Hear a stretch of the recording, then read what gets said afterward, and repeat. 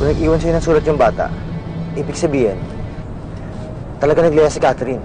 Sa tono mo, parang sinisisi mo ako sa nangyari. Eh, sino pa bang sisisihin ko? Di ba pinagsabihan na kita? Ang sabi ko sa'yo, ayusin mo yung trato mo sa bata. Huwag mong kalimutan na nanay ka niya. Pwede ba tama na yung pangaral mo? I'm sure pumunta lang yun sa mga barkada niya o gumala. Kapag naubos yung pera nun, uuwi rin siya. Eh, yun naman pala yung iniisip mo eh.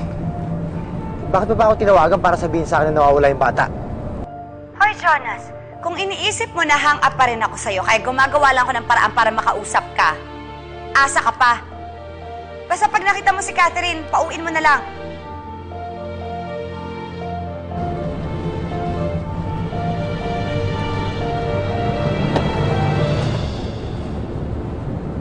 OMG, sana naman ba nagpupunta si Catherine? Hindi ko alam. Kaya ako nandito eh. Nagbabaka sakali ako na may alam si Isabel. Eh, for sure wala. Kaya nga siya hindi pumasok na opisina kasi nananahimik lang siya dito. Teka, ba't di na lang kaya ikaw pumasok doon at magsabi sa kanya?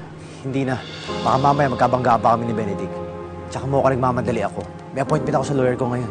Okay, ako na lang magsasabi sa kanya. Mauna na ako ha. Basta, huwag mong kalimutang ipaalala sa kanya. Ha? Okay.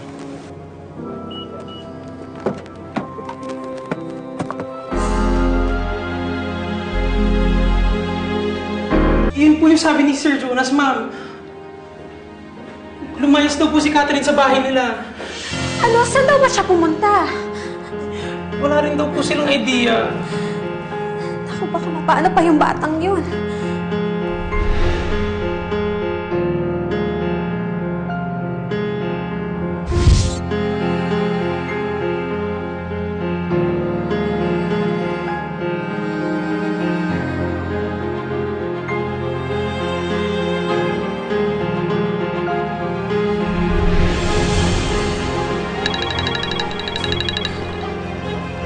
Hello, Benedict.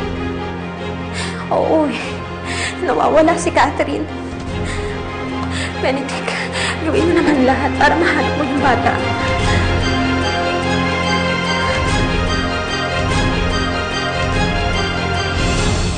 Kung hindi mo makita si Catherine, hayaan mo na lang. Baka mamaya pauwi na rin siya. Paano kung hindi? Basta Scarlett, tawagan mo na lang ako kung nakauwi na siya dyan. Bahala ka. Kulit talaga ng Jonas na to. Ikaw naman. Ganun talaga si Jonas dahil pamangkin niya si Catherine. Eh kung yung aso nga hinahanap pag nawawala, anak mo pa. Alam mo, nagtataka nga ako sa iyo eh. Bakit parang deadma ka lang na wala dito si Catherine? Sana nga mawala na lang siya ng tuluyan. Naman, anak mo yun. Ano ka ba? Eh, ang tigas kasi ng ulo niya eh. Mabuti pa nga wala ka na lang anak, kaysa habang buhay, bibigyan ka niya ng problema.